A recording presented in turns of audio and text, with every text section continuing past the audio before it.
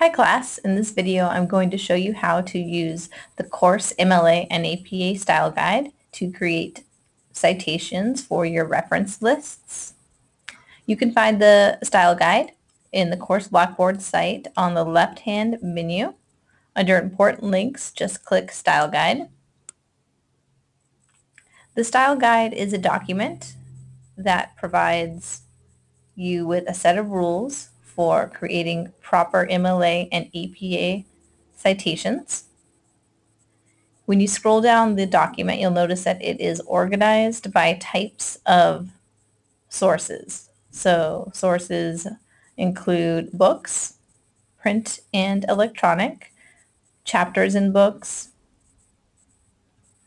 Sources also include articles, such as magazine and newspaper articles, print and electronic, articles in databases, articles in scholarly journals. For example, this one, article in a scholarly journal retrieved from a database. You'll be using this often for this class. Also includes sources like websites, pages of websites, online reports, emails, videos, blog posts, you name it. So let's go and look at a little closer at citing books. So you notice in this gray heading, and there's one for citing periodicals as well. The gray heading will tell you what you need to include for citing books, including author's name, book title, so on.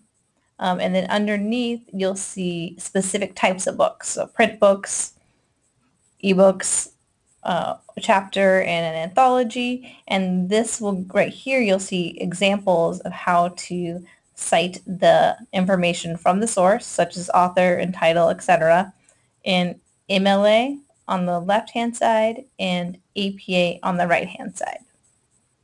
Okay, so let's go look at some search results in Quick Search. When you want to see the bibliographic information that you need to cite your source, you just click the title of the source in the database. When the detailed record opens up, you're going to see the bibliographic information in the center of the page. So for example, here we see the author or authors in some cases. Under the heading source, you'll see the name of the journal, the date the journal was published, the volume and issue number, page number. Subject terms, these are terms assigned to the article based on subject matter. You can use those subject terms to do new searches in a database to find similar types of articles. Abstract, it gives you a summary of the article.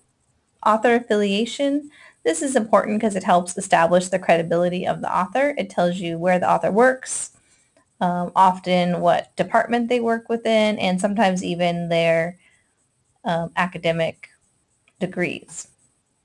DOI, or Digital Object Identifier, this is something that's only used for APA, and it's a little bit confusing at first, so there's a whole separate video on how to use DOI in your citations, and that video is called DOIs for APA, and that's also listed for this week's readings.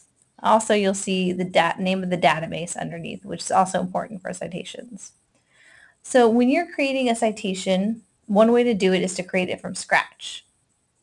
And what you do in that case is you go to the APA and MLA style guide for the class, and you just find the source on the list that you want to cite, and you follow the example in the guide.